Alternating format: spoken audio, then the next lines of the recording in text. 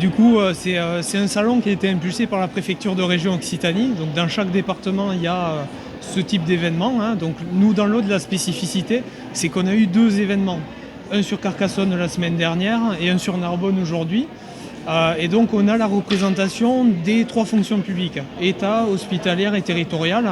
Et donc, la diversité des offres, plus de 1000 métiers dans la fonction publique. Et donc, on a travaillé avec l'ensemble des employeurs publics qui sont représentés aujourd'hui ou qui n'ont pas pu se faire représenter aujourd'hui mais qui ont des offres d'emploi, puisqu'on travaille en comité avec ces employeurs pour organiser ce type d'événement.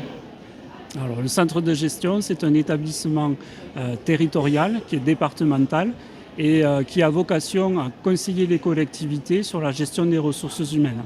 Donc on a différents services, ça part bien entendu de l'organisation des concours, mais on gère également toute la carrière des agents fonctionnaires et on accompagne les collectivités sur toutes les questions RH. Ah oui, on recrute, on a 148 offres en diffusion actuellement. Un mur d'offres au fond de la salle que les candidats peuvent consulter. Et aujourd'hui, c'est vraiment l'occasion pour chacun de se présenter à un employeur public, de connaître ses métiers, sa structure.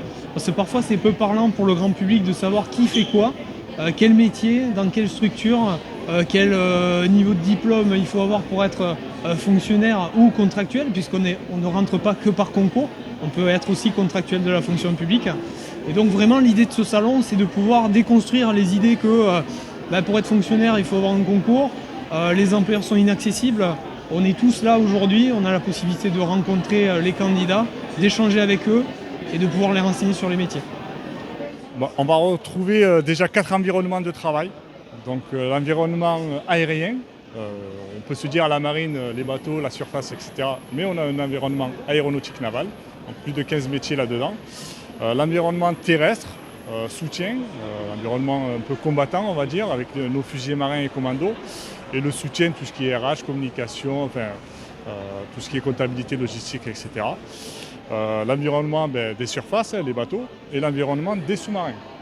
Okay, et dans ces métiers-là, des métiers qu'on retrouve dans le civil, des métiers conventionnés, on va dire, comme mécaniciens, cuisiniers, informaticiens, et après des métiers particuliers aux armées, à la marine, des métiers de combattants, des métiers dans l'armement.